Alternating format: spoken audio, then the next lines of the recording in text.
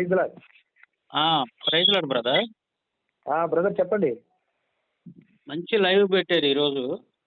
Thank you అండి, thank you అండి. నేను నిన్న జరిగినటువంటి లైవ్ ప్రోగ్రామ్ చూశాను బ్రదర్. ఏనోజ్ పాల్ గారి దగ్గరే కదా? అతను ఒక గుంట నక్క వచ్చాడు కదా, గుంట నక్కతోటి లైవ్ ఒకటి పెట్టారు నిన్న. అవునండి, గుంట నక్క గుంట నక్క నేను ఎందుకు అంటున్నానంటే, ప్రవీణ్ అన్న గురించి తప్పుగా చిత్రీకరించి ఆయన మీద లేనిపోయిన ఆరోపణలు చేసినటువంటి మతోన్మాదులు మనకు ఎంతో, వీళ్ళు కూడా అంతే క్రైస్తవ్యంలో ఉండి ఆయన మీద అదే స్థాయిలో వాళ్ళకు సపోర్ట్గా వాళ్ళకు తొత్తులుగా మారిపోయి ప్రవీణ్ అన్న గురించి తప్పుగా మాట్లాడినటువంటి దుర్మార్గుడు ఎవడైనా గుంట నక్కేవాడు. అవునండి. నేను ఎందుకు చెబుతున్నానంటే, ప్రవీణ్ అన్న ఆయన స్వార్థం కోసం కానీ ఆయన కుటుంబం కోసం కానీ ఆయన ఇది కోసం భుక్తి కోసం పనిచేయాలి ఆయన. అవునండి, అవును. ఆయన సంఘాన్ని దృష్టిలో పెట్టుకున్నాడు. సంఘానికి మేలుకరమైనటువంటి విషయాల గురించి ఆయన అహర్నిశలు ఆలోచించేవాడు, రేత్రిపూట కూడా. అవును, మన ప్రత్యక్ష సాక్షులం. మన ప్రత్యక్ష సాక్షులం. ఆయనతో కలిసి ప్రయాణించిన వాళ్ళు మనం లాంటి వాళ్ళు చెప్పాలి కానీ ఏదైనా కానీ, అసలు ఏ రోజు కూడా ప్రవీణ్ అన్నతో కనీసం ముఖ పరిచయం కూడా లేనటువంటి ఈ దరిద్రులు అది మాట్లాడేది ఆయన గురించి తప్పుగా. అసలు ఆయన గురించి ఏం తెలుసు అని మాట్లాడుతున్నారు ఈ దుర్మార్గులు. ఆయన గురించి ఏం తెలుసు అని మాట్లాడుతున్నాడు. ఈడ అంటాడు ఈ గాడిద, ఈడ వాడి పేరు వలగడానికి కూడా నాకు నోరు రావట్లేదు. ఎందుకంటే పవిత్రమైనటువంటి ఒక మంచి గొప్ప ప్రవక్తల పేరు అది. ఏం చేస్తాం, దరిద్రులు పెట్టుకొని నేను కూడా పేరు మార్చుకుందాం అనిపిస్తుందండి. ఈ దరిద్రులు లేదు, ఇప్పుడు పేరు ఎవరు మార్చుకోవాలి? ఆ స్వభావానికి సూట్ కానటువంటి వాళ్ళు మార్చుకోవాలి. నీలాంటి వాళ్ళు ఎందుకు మార్చుకోవాలా? అంతేనంటారా? ఇప్పుడు ఆ స్వభావానికి సూట్ కావట్లే. వీళ్ళ స్వభావం వేరు, ఆ పేరుకి సింక్ అవ్వట్లేదు అసలు. ఇలాంటి దుర్మార్గుల్ని వీళ్ళని ఇంట్లో బయటికి లాక్కొచ్చి తన్నాలి. ఎట్టాడు దుర్మార్గుల్ని. ప్రవీణ్ అన్న వాడు ఆ దరిద్రుడు. నేను లైవ్ చేసి పెట్టి మాట్లాడదాం అనుకోండి నేను లైవ్ అయిన తర్వాత. వాడు ఏమని మాట్లాడాడు ఫస్ట్, దయ్యాలంట కొన్ని దురాత్మలంట ఆయన్ని తీసుకొని వెళ్ళి మందు కొట్టుకాడికి తీసుకెళ్ళి మందు దాపిచ్చి యాక్సిడెంట్ చేపించి చంపేసినాయి అని చెప్పేసి వాడు వీడియో పెట్టి రాత్రి అంటాడు. వాడు ఒప్పుకోవట్లేదు అసలు దానికి. నేను అనలేదు, నా ఉద్దేశం అది కాదని కానీ క్షమాపణ కానీ చెప్పట్లా వాడు ఏం మాట్లాడుతున్నాడు తెలుసా? మీరు బాధపడుతున్నారు కాబట్టి నేను తీసేస్తా, మీరు బాధపడుతున్నారు కాబట్టి. ఆయన ప్రమాదం, ఆయన ఎవరు చంపారని నేను నమ్ముతున్నాను అంటాడు. అట్ట కాదు బ్రదర్. ఇప్పుడు నువ్వు తీస్తే అంత తీయపోతే అంత, నువ్వు పెట్టి 2 నెలలు 3 నెలలు అవుతుంది ఆ వీడియో ఆమెతో వస్తా ఉంది, లక్షల మంది చూశారు, అంత అయిపోయింది. ఇప్పుడు నువ్వు తీస్తే అంత తీయపోతే అంత గొట్టం నువ్వు. కడుపులో మండిపోతుంది నాకు వాడిని చూస్తుంటే అసలు. వాడు ఈ దుర్మార్గులు వాడు కానీ ఎవడైనా కానీ క్రైస్తవ్యంలో ఉండి ప్రవీణ్ అన్న గురించి తప్పుగా మాట్లాడే గాడిద కొడుకులు ఎవడైనా సరే వాడు ఎవడైనా సరే మతోన్మాదుల కంటే కూడా ప్రమాదకరమైన వాళ్ళు. మతోన్మాదులు బయట నుండి మాట్లాడతారు. మతోన్మాదులకు మన విషయాలు తెలియవు, మన గుట్టు తెలియదు. కానీ ఈ దుర్మార్గులు మనలోనే ఉండి ఇస్కరియోతు లాంటి వాళ్ళు. అంతకంటే కూడా ప్రమాదకరమైన దుర్మార్గులు ఉన్నారు ఇక్కడ. ఈ దుర్మార్గులు ఏం మాట్లాడతారంటే, మనం శత్రువులను ప్రేమించాలండి, శత్రువుకి అన్నం పెట్టాలండి అంటారు. శత్రువు ప్రేమించాలంట, శత్రువులు ప్రేమించాలి, శత్రువుకి అన్నం పెట్టాలన్నావు బాగానే ఉందిరా. అరే ఎదవల్లరా, మరి నీ తోటి సహోదరుల్ని నీ తోటి క్రైస్తవులను దూషించమని దాని అర్థం. మేము క్రైస్తవులను దూషిస్తాం, పాస్టర్లను దూషిస్తాం, క్రైస్తవులు ఉన్న వాళ్ళందరినీ తిడతాం, దూషిస్తాం. కానీ కరుణాకర్ గారు లాంటి వాడు మతోన్మాది ఉచ్చదాగుతాం పోయి అని మీరు సిగ్గు లేకుండా ఎలా మాట్లాడుతున్నారా మీరు మీడియాలో? సిగ్గులేని వేదవాళ్ళు అన్నాలు ఎట్టాడు ఎదవాళ్ళని పడేసి అసలు. ఒక గొప్ప దైవజనుని కోల్పోయి క్రైస్తవ సంఘం మొత్తం కూడా పుట్టాడు దుఃఖంలో ఉంటే ఈ గాడిద కొడుకులు ఏం మాట్లాడతారు బయటకు వచ్చి? చెప్పు దిగిందా కొట్టదు అసలు. వాడు జాన్ పాల్ గారు అంటాడు, వీడు చుట్టూ అంట 16 CC కెమెరాలు పెట్టుకున్నాడంట. ఎందుకని? మీరు పెట్టుకున్నారా? పెట్టుకోవాలా? నేను పెట్టుకున్నానా? ఎందుకంటే పొద్దున్న లేగితే మతోన్మాదుల మీద పోరాడుతున్నాడు కదండి, వాళ్ళ గ్రంథాల మీద వాళ్ళ దేవుళ్ళ మీద పోరాడుతున్నాడు. ఎటు నుంచి మతోన్మాది వచ్చి వీళ్ళని చంపుతాడని భయం. పొద్దున్న లేగితే అదే కదా పాపం వాళ్ళు చేసేది. అందుకని మతోన్మాదులు ఎవరు వచ్చి చంపుతారేమో భయం బట్టి చుట్టూ కెమెరాలు పెట్టుకున్నాడు. ఎక్కడైనా క్రైస్తవుడు అనేవాడు మతోన్మాదుల మీద, క్రీస్తు వ్యతిరేకుల మీద పోరాడాలి. వీడేంటంటే పొద్దునేస్తే క్రైస్తవుడు ఈ దరిద్రం ఉన్నా కొడుకు డిబేట్లకి నేను అనన మాటలు అన్నట్టుగా కరుణాకర్ గారికి చెప్పి నా దగ్గర కాల్ రికార్డింగ్సే ఉండకపోతాయి.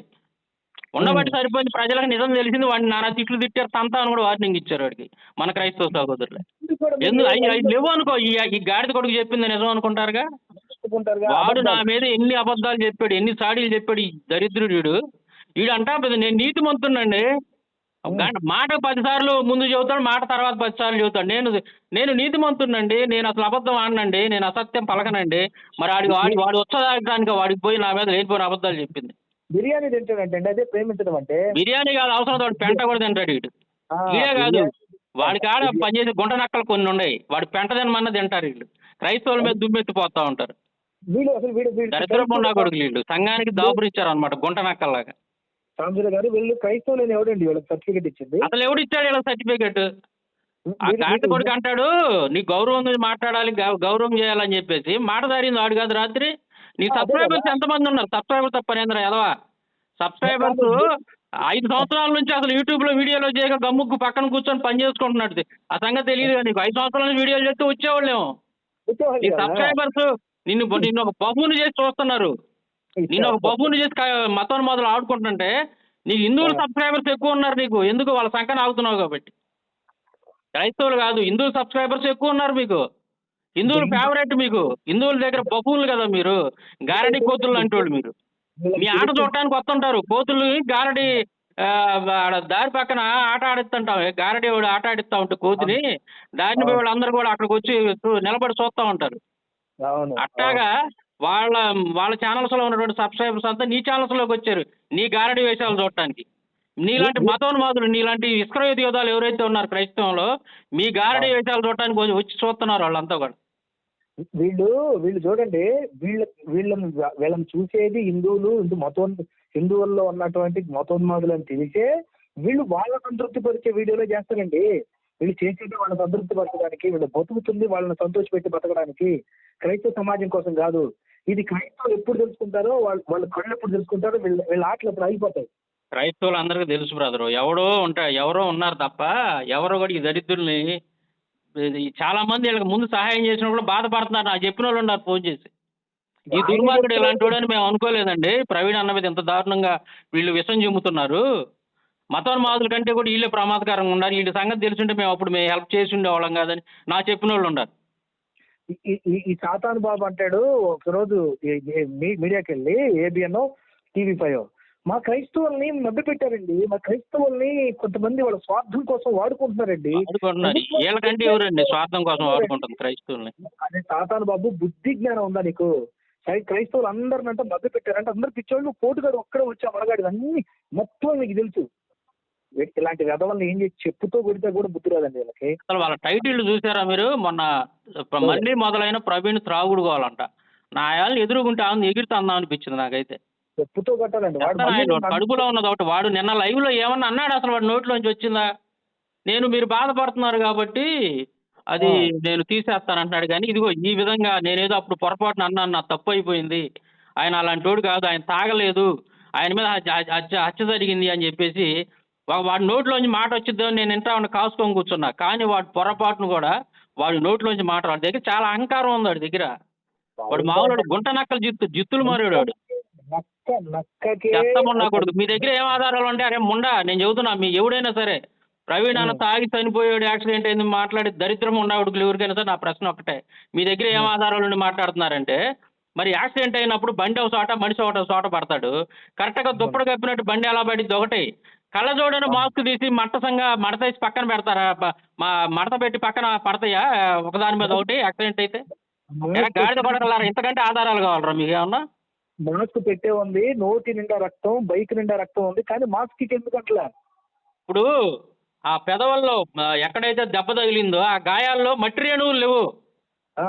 మట్టి రేణువులు లేవు. ఇంకేం ఆధారాలు కావాలరా? దరిద్రం ఉన్న కొడగలరా మీకు? అంతే కదా. ఆయన కొట్టి చంపేశారని చెప్పడానికి ఇంకేమన్నా ఆధారాలు కావాలా మీకు?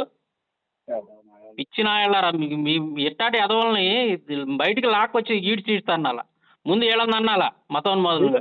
క్రైస్తవులు తన్నారు కదండి, క్రైస్తవులు తన్నారు కదా, వాళ్ళని ఎట్టయినా మాట్లాడచ్చు. అదే ఇప్పుడు జరుగుతుంది. క్రైస్తవులు ఎన్ని మాటలైనా అనొచ్చు, క్రైస్తవులు ఎన్ని అన్న వాళ్ళు ఏమనరు. కానీ మతోన్మాదులు ఒక మాట అంటే వాళ్ళు ఇంటికి వచ్చి అంటారు. అదే కదా ఇక్కడ వాళ్ళు ఇంటికి వచ్చి అంటారని భయం వాళ్ళకి. మళ్ళీ వాళ్ళు ఒక్క మాట అన్నా కానీ తిడతారు, గందరగోళంగా మాట్లాడతారు. కాబట్టి వాళ్ళ జోలి మనం పోకూడదు. వాళ్ళ సంకనాకాల వాళ్ళు వచ్చదాగాల. క్రైస్తవులు మాత్రం ఎన్నైనా అనొచ్చు, పాస్టర్లు ఎన్నైనా అనొచ్చు, దైవజనులు ఎన్నైనా నోటుకు వచ్చినట్టు వాగొచ్చు. కానీ వాళ్ళు ఏమనరుగా పాపం, ప్రార్థన చేస్తారు అంతే. శాంతులు గారు, ఈ సేవకులు సాతాను ముసుకేసుకొని దరిద్రం ఉన్న కొడుకులు చేస్తారు సంఘానికి చేస్తున్నటువంటి హాని. ఈ దుర్మార్గుల్ని నరికి పోగులేయాలి ఎట్టటం. శాంతులు గారు, ఈ సాతాను బాబు ఏమంటాడంటే, నువ్వు ఎప్పుడైనా బయటకు వచ్చి పోరాడావా సురేష్ అని అడుగుతున్నాడు. ఏమంటున్నాడు? నువ్వు ఎప్పుడైనా బయటకు వచ్చి పోరాడావా? అసలు ఈ దరిద్రం ఉన్న కొడుకు నేను అప్పుడు ఫోన్ చేశా, ఇలా చేద్దామండి అని అంటే, మనం ప్రేమించాలండి, మనం ఇలాంటివి చేయకూడదు, మనం అసలు ఇలాంటి యాక్టివిటీస్ మనం చేయకూడదని నాకు కూసిన ఈ గాడిద కొడుకు, ఈ గాడిద కొడుకు వాడికి ఏం తెలుసు అసలు? మొదలు పెట్టింది మనం నగరకాలంలో ఇష్యూ స్టార్టింగ్ అన్నమాట. జనాల్ని 3 రోజుల పాటు ఆడ క్యాంపెయిన్ చేసి మన చుట్టుపక్కల తెలిసినటువంటి వాళ్ళందరిని పంపించి పోగు చేసి జనాలు అప్పుడే నేను మన సాలేమన్నం చూడటం నాకు తెలియదు అంత ముందు.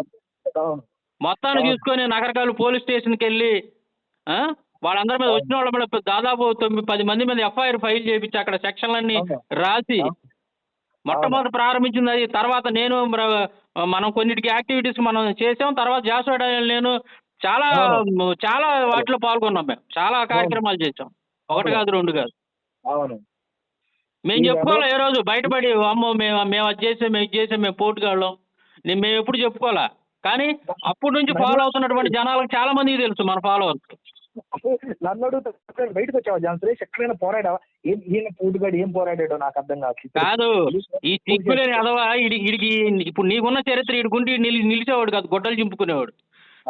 ఎంతమంది యేసుక్రీస్తుని ఫేస్బుక్ లో దారుణంగా తిడుతున్నటువంటి వాళ్ళ విషయంలో నువ్వు మాట్లాడి వాళ్ళ కౌంటర్ గా మాట్లాడినందుకు వాళ్ళంతా నరసరావుపేట నుంచి వచ్చి నేషనల్ హైవేని బంధించి ఇంటి మీదగా దాడి చేసి తలుపులు బద్దలు కొట్టి నిన్ను చంపడానికి ప్రయత్నం చేసి నిన్ను తీసుకెళ్లి అక్రమంగా అరెస్ట్ చేసి జైలు జీవితాన్ని గడిపొచ్చినోడు నువ్వు.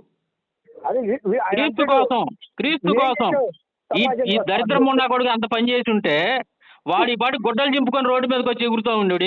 1,90,000 సార్లు చెప్పు ఉండేవాడు నేను ఇలా చేశానని. ఏం తెలుసు ఈ దరిద్రమా సన్నాసులకి ఏం తెలుసు అంట. వాడంటాడు జాన్ పాల్ గారు క్రైస్తవ సమాజం అందరికీ ధైర్యంగా వ్యతిరేకంగా నిలబడ్డాడంట. వాడు ఒక వ్యవస్థకు వ్యతిరేకంగా నిలబడ్డాడు. ఇప్పుడు ఒకటే బ్రదర్, మనం బయటకు వచ్చి చెప్పకపోతే ఏమవుతుందంటే సరే పోనీలే మన వాళ్ళు ఎందుకు వచ్చిన వాళ్ళే తెలుసుకుంటారులే అని చెప్పి మనం మొదటి నుంచి ఓపిక పడుతుంటారు. ఇంకా ఎక్కువ చేస్తూ ఉంటారు, ఇంకా ఎక్కువ చేస్తూ ఉంటారు. ఖచ్చితంగా ఏంటంటే మనలాంటి వాళ్ళు ఇంకా నాకు ఓపిక నశించింది. ఇంకా వీళ్ళని ఎందుకులే పోనీలు అనుకుంటే ఎక్కువ చేస్తూ ఉన్నారు. సంఘానికి హాని చేస్తున్నారు, అది సంఘానికి హాని చేస్తున్నారు. సంఘం కోసం ప్రాణం పెట్టి పనిచేసినటువంటి వ్యక్తిని మీద దారుణంగా వీళ్ళు కొన్ని అసత్యాలు ప్రచారం చేస్తూ ఉన్నారు. ఆ విషయంలో మొదలు సపోర్ట్ చేస్తున్నారు ఈ దుర్మార్గులు. అలాంటప్పుడు మనం ఎందుకు ఊరుకోవాలి? ఈ విషయంలో ఖచ్చితంగా ఊరుకునే ప్రసక్తే లేదు. ఇంకా నుంచి మాత్రం మనం రంగంలో దిగి ఎదవలు బుద్ధి చెప్పకపోతే ఇట్లాంటి దరిద్రులు ఇంకా పెరుగుతారు, ఇంకా ఎక్కువైపోతాయి. కట్టడి చేయాలి దుర్మార్గుల్ని, ఖచ్చితంగా కట్టడి చేయాలా, బుద్ధి చెప్పాలి వీళ్ళకి. ఖచ్చితంగా 5 సంవత్సరాల నుంచి దూరంగా ఉన్న నేను బయటకు రావడానికి కారణం అదే. మనం ఇప్పుడు మీరు ఈ రోజు వచ్చి మాట్లాడడానికి కారణం అదే. మనం మొదటి నుంచి పనిచేస్తుంది సంఘం కోసం అండి. మీరు భయంకరమైన మతోన్మాదులను ఎదుర్కొంటా వాళ్ళు చంపుతారని తెలిసినా కూడా, ఎంత కఠినమైనటువంటి సత్యాలను బయటికి తీస్తే వాళ్ళు బతకనివ్వరని తెలిసినా కూడా మీరు ప్రవీణ్ అన్నలాగా నిలబడి మాట్లాడుతున్నారు, నేను మాట్లాడుతున్నా. మన ప్రాణాలు తెగించి మనం పోరాడుతున్నాం, జైలు పాలు అవుతున్నాం. ఇప్పుడు ఎవరు చంపుతారో తెలియని పరిస్థితుల్లో మనం బతుకుతుంటే ఈ వెదవుల గాలి వెదవులు ఆయన దగ్గర ఈయన దగ్గర చందాలు తీసుకొని ఒకటి నేను లేజెండ్ అంటాడు, ఒక నేను సీసీ కెమెరాలు పెట్టుకున్నాను అంటాడు, ఒక నేను వ్యవస్థ వాడు అంటాడు. వాడు ఫోన్ చేసినాడు ఇప్పుడు నాయకత్వ లక్షణాలు ఉన్నటువంటి వాళ్ళు, నాయకుడిగా నిలబడి క్రైస్తవ్యానికి ఏదో చేయాలనుకున్నటువంటి వాళ్ళకి కొన్ని తెలివితేటలు ఉండాలండి. అమాయకత్వం ఉండకూడదు, వాళ్ళు పనికిరారు అంతే. ఫోన్ చేసేటటువంటి వాడు కనీసం వాడు 100 మాటలు మాట్లాడితే 100 మాటల్లో ఒక్క మాటలో నన్ను నువ్వు వాడిని పట్టుకోలేకపోయావే. వాడు నేను నీకు డబ్బులు ఇస్తాను నువ్వు ఎంపీగా నిలబడానంటే నాకెందుకు లేండి అనే మాట రాట్లా. అసలు ఎంపీ అయిపోయినట్టు ఫీల్ అయిపోతున్నాడు ఈ దుర్మార్గుడు. వాళ్ళు ఒక్కొక్క అంటే ఏంటంటే ఇట్లాంటి వాళ్ళు బఫూన్ లాగా కావాలండి వాళ్ళకి. వాళ్ళు చేస్తారు కూడా ఈ అమాయకులు ఇలాంటి వాళ్ళు కావాలి వాళ్ళకి. అందుకే వాళ్ళు పండగ చేసుకుంటున్నారు, కానీ వాళ్ళ సంఖ్యను ఆగుతారు వీళ్ళు. వాళ్ళు ఎన్ని ట్రాపులు చేసినా, ఎన్ని మాటలన్నా, ఏది చేసినా, క్రైస్తవ సంఘానికి హాని చేస్తున్నా సరే పోయి వాళ్ళ సంఖ్యను ఆగుతారు వీళ్ళు. ఇప్పుడు ఈ సాతాన్ బాబు మీడియాకి వెళ్తాడండి. నాకు అర్థం కాదు, ఈయన అంతలా ఉన్న మనగాడా స్పోక్ పర్సన్ క్రైస్తవుల తరఫున? ఎవరండి నిలబెట్టింది చెప్పమనండి. క్రైస్తవులు ఇదిగో ఈయన మా తరపున ప్రతినిధి అని కనీసం 10 మంది అది చెప్పి మనండి, ఎక్కువ మంది వద్దు, 10 మంది చాలు. అసలు క్రైస్తవ సంస్థ నాయకుడు అంట ఆయన, క్రైస్తవ సొసైటీకి. అందులో ఏ వాళ్ళు రోజు అన్నా బయటకు కానీ అసలు కడుపులో మండిపోతుంది ఇలా మాట్లాడినంటే. ఏ రోజు అన్నా కానీ ప్రవీణ్ అన్నతోటి ముఖాముఖి పరిచయం ఉందా? మీరు ఒక రోజు ట్రావెల్ చేశారు ఆయన తోటి? అసలు ఆయన అసలు ఉద్దేశం ఏంది? ఆయన మనోగతం ఏంది? ఆయన ఆలోచనలు ఏంది? ఆయన వర్క్ ఏం చేశాడు? ఏం చేస్తున్నాడు? ఆయన ఆలోచన ఏమనుకున్నాడు? మీకు ఏ ఆ, రోజన్నా తెలుసా? అసలు ఆయన బాధ తెలియకుండా తెలుసా? ఆయన లేనిపోయింది ప్రయాసం తెలుసా? నిందలేయటం, ఆయన మీద సరే పోయిన మనిషి మీద కనీసం గౌరవం అన్నా లేకుండా, అరే మీకున్న దరిద్రపు ఆలోచన ఏదో ఉందనుకో, మనసులో పెట్టుకొని సైలెంట్గా ఉండొచ్చు కదా. అట్లా కాదు. ఇంతమంది దుఃఖంలో ఇప్పటికీ ప్రవీణ్ అన్న విషయంలో ఇప్పటికీ ఫోన్లు చేసి కనీసం ఆయన ముఖం కూడా చూడనటువంటి వాళ్ళు, అవును. ఆయన బ్రతుకున్నప్పుడు ఆయన గురించి తెలియనటువంటి వాళ్ళు బోరుని ఎడుతుంటారు బ్రదర్. ఇప్పుడు కూడా ఫోన్ చేసి ఆయన గొప్పతనాన్ని ఇప్పటికీ బోరుని ఎడుతుంటారు పాపం. ఈ అదవ గాడిద కొడుకులకి ఈ అట్లాంటి సంఘం అంత దుఃఖంలో ఉంటే ఈ దరిద్రం ఉన్న కొడుకులు బయటకు వచ్చి ఏం తెలిసిన ఆయన గురించి వీళ్ళు మాట్లాడుతున్నారు ఈ రోజున. వాడు ఎవడో అన్నాడంట, ఇంకా ఇంకా ఆయన గురించి ఇంకా మాట్లాడుతుంటే ఇంకా బయటకు వస్తాయంట. నేను అడుగుతున్నా, ఏం బయటకు వస్తాను ఆయన బయటికి లాక్కొచ్చి తంతామని చెప్పమని ఏముండే, రుజువులు పెట్టి ఆధారాలు చూపెట్టి మాట్లాడమని. ఆ గాడిద కొడుకులు ఎవరో రుజువులు చూపించి మాట్లాడమని ఎవడో వాడు.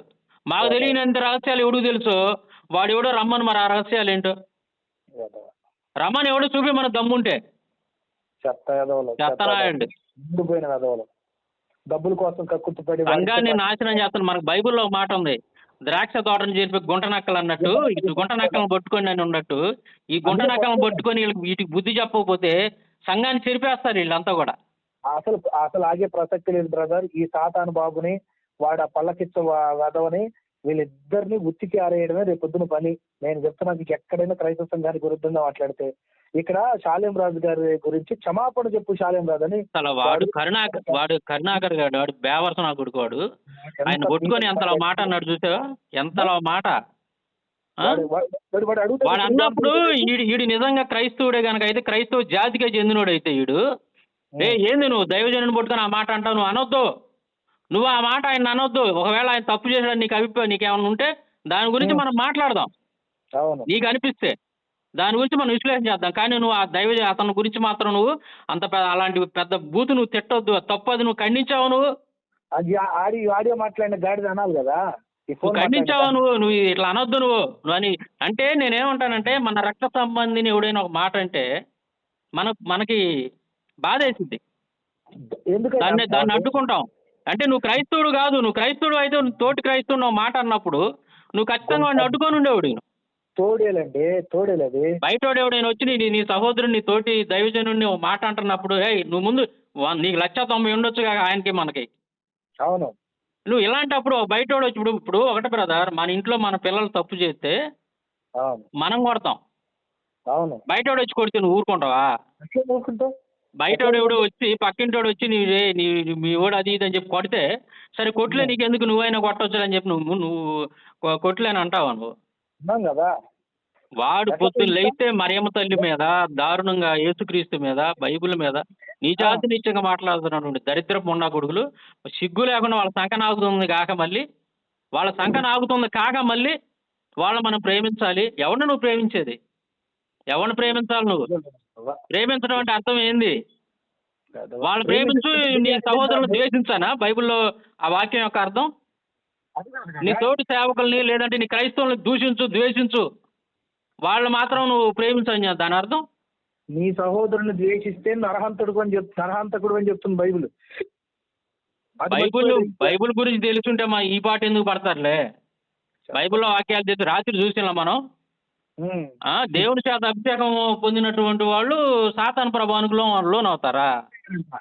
దేవుడు విడిచిపెట్టి వెళ్ళిపోయిన తర్వాత సాతాను ప్రభావానికి లోనైంది. పనికి మాలని అదే నేనేమన్నానండి బ్రదర్, ఈ సందర్భంగా మీరు మంచి లైవ్ పెట్టారు ఈ రోజు. రేపు నుంచి మాత్రం ఇట్లాంటి యదవల్ని, ప్రవీణ్ అన్న గురించి తప్పుగా మాట్లాడి ఏ యదవను కూడా వదిలిపెట్టే ప్రసక్తే లేదు. తప్పకుండా ఈ విషయంలో మాత్రం ఖచ్చితంగా ఇప్పుడు మొన్నటిదాకా అంటే పుట్టెడు దుఃఖంలో ఉన్నాం మనం. ఎందుకంటే ఆయనతో మన వ్యక్తిగత సంబంధం ఉంది కాబట్టి బయటకు వచ్చి మాట్లాడలేనటువంటి బాధలో ఉన్నాం మనం. పుట్టెడు దుఃఖంలో ఉన్నాం కాబట్టి మరి దాని గురించి బాధపడతా ఉన్నాను తప్ప మనం ఏం మాట్లాడలేకపోయాం. మాట్లాడలేకపోయాం. అవును. నువ్వైతే మీరు కూడా మాత్రం వదిలిపెట్టలా. నువ్వు వచ్చిన కాడ నుంచి ఇప్పుడు మనం ఏదైతే రాజమండ్రి వెళ్ళి ఆయన్ని చూసి వచ్చామో అప్పటి నుంచి అవును. మాత్రం నువ్వు ఒక పక్క ఏడుస్తానే ఉండవు, బాధపడతానే ఉండవు, ఒక పక్క మాట్లాడుతానే ఉండవు. అవునండి. కానీ నేనైతే నాకు మీరు బయటకు వచ్చి మాట్లాడేటంత నాకు అంత మైండ్ కూడా ఆ విధంగా నాకు ఇది కాల.